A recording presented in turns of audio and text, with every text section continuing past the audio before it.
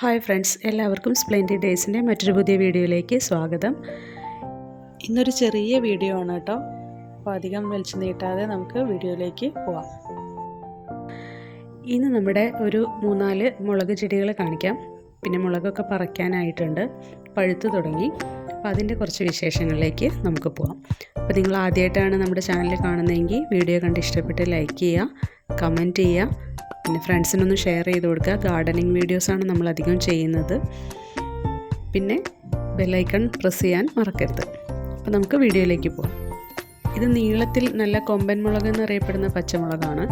ഇതിൻ്റെയൊക്കെ തൈ നമുക്ക് തൈയായിട്ട് തന്നെ കൃഷിഭവനിൽ നിന്ന് കിട്ടിയതാണ്. ഗ്രോ ബാഗ് അഡീഷണലും കിട്ടി. അപ്പോൾ നമ്മളത് പോട്ടിംഗ് മിക്സറൊക്കെ റെഡിയാക്കിയിട്ട് അങ്ങനെ നട്ടുണ്ടാക്കിയതാണ്. ഉണ്ടമുളകും ഉണ്ട്, പിന്നെ നല്ല നീളമുള്ള പച്ചമുളകും ഉണ്ട്. ഇതിൻ്റെ ഈ ഉണങ്ങിയ മുളക് അല്ലെങ്കിൽ പഴുത്ത മുളക് ഉണക്കിയിട്ട് തന്നെ നമ്മൾ വേറെയും തൈകൾ ഉണ്ടാക്കി വെച്ചിട്ടുണ്ട്. അതൊക്കെ ഇപ്പോൾ മാറ്റി നടാനുള്ളൊരു പരുവമായിട്ടുണ്ട്. ഈ ഒരു ചെടി അതിന് മുമ്പ് നമുക്കുണ്ടായതാണ്. ഒരു 3-4 വർഷം പഴക്കമുണ്ട് ഈ ചെടിക്ക്.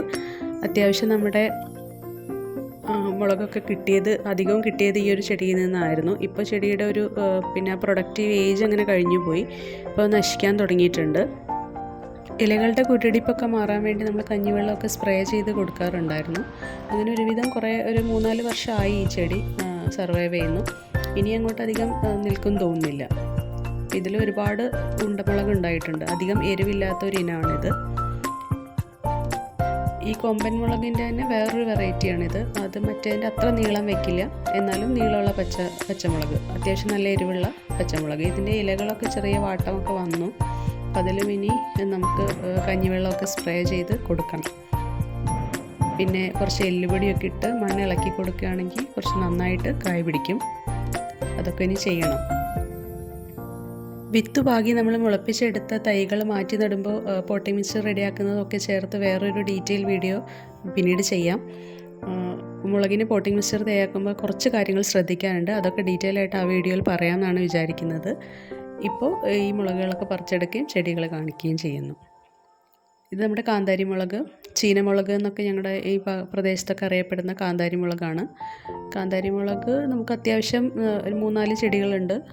വർഷം മുഴുവൻ എന്ന് പറഞ്ഞ പോലെ തന്നെ കായ ഉണ്ടാവും. മുളക് പിടിച്ച് കിട്ടിയാൽ പിന്നെ നമുക്ക് ഒരിക്കലും ആ ചെടി നശിച്ചു പോകുന്നതിന് മുമ്പ് തന്നെ മറ്റൊരു ചെടി ഉണ്ടാക്കിയെടുത്ത് അങ്ങനെ കൊണ്ട് നടക്കാം. അപ്പോൾ ഈ ഒരു ചെടി കാന്താരി മുളകൊന്നും നമ്മൾ പാകി മുളപ്പിക്കുന്നതല്ല. ഇതൊക്കെ കിളികൾ മുളകൊക്കെ തിന്ന് അവരുടെ കാഷ്ടത്തിലൂടെ വേറൊരു സ്ഥലത്ത് പറമ്പിൽ അങ്ങനെ മുളച്ച് വരിക, അങ്ങനെയൊക്കെയാണല്ലോ കാന്താരി മുളകിൻ്റെ ഒരു പ്രജനന രീതി. അപ്പോൾ അതുപോലെയൊക്കെ തന്നെ ഉണ്ടായി വന്നിട്ടുള്ള തൈകളാണിതൊക്കെ. അത്യാവശ്യം നല്ലപോലെ മുളക് കായ പിടിക്കാറുണ്ട്. പ്രത്യേകിച്ച് വളമൊന്നും നമ്മൾ ചേർക്കാറില്ല. കഞ്ഞിവെള്ളം ഒഴിക്കും കടയ്ക്കൽ. പിന്നെ കിച്ചണിലെ വേസ്റ്റ്, പച്ചക്കറിയുടെ വേസ്റ്റുകളൊക്കെ നേരെ അടിയിലല്ലാതെ കുറച്ച് വിട്ട് മണ്ണിളക്കി ചേർത്ത് കൊടുക്കാറുണ്ട്. അത്രയൊക്കെ ചെയ്യാറുള്ളൂ. കാന്താരി മുളകിന് പ്രത്യേകിച്ച് ഒന്നും തന്നെ ചെയ്യാറില്ല കേട്ടോ. അതങ്ങനെ കഴിച്ചോളും ഇഷ്ടം പോലെ.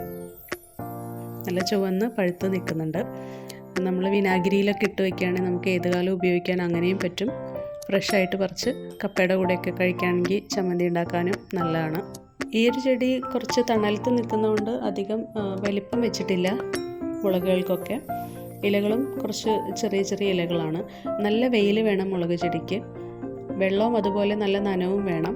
ഒരുപാട് വെള്ളം കെട്ടി നിൽക്കാനും പാടില്ല. അങ്ങനെയൊക്കെ ആകുമ്പോൾ പെട്ടെന്ന് നമ്മുടെ ചെടി നശിച്ചു പോകും. അത്യാവശ്യം വെയിൽ കൊള്ളാത്ത സ്ഥലമായതുകൊണ്ടാണ് ഇതിൻ്റെ ഇലയൊക്കെ ഇങ്ങനെ ചെറുതായിരിക്കുന്നത്. അപ്പോൾ ഇത്രയും നമുക്ക് വിത്തിന് കിട്ടിയിട്ടുണ്ട്. ഇനി ഇതൊക്കെ നമ്മൾ പാകി അടുത്ത സെറ്റ് മുളപ്പിച്ചെടുക്കും. അപ്പോൾ ഇന്ന് പറിച്ചെടുത്ത ബാക്കി മുളകുകൾ ഇതൊക്കെയാണ്. അപ്പോൾ പല തരത്തിലുള്ള മുളകുകളുണ്ട്. നമുക്ക് അത്യാവശ്യം കുറച്ച് ദിവസത്തേക്ക് ഉപയോഗിക്കാനുള്ളതായി. അപ്പോൾ വിഷമൊന്നും അടിക്കാതെ നമ്മുടെ പറമ്പിലുണ്ടാകുന്ന മുളക് നല്ല ഹെൽത്തിയുമാണല്ലോ. നിങ്ങൾക്ക് വീഡിയോ ഇഷ്ടപ്പെട്ടു എന്ന് വിചാരിക്കുന്നു. ഒരു കുഞ്ഞു വീഡിയോ ആയിരുന്നു. ലൈക്ക് ചെയ്യുക, ഷെയർ ചെയ്യുക, കമൻറ്റ് ചെയ്യുക. Thanks for watching.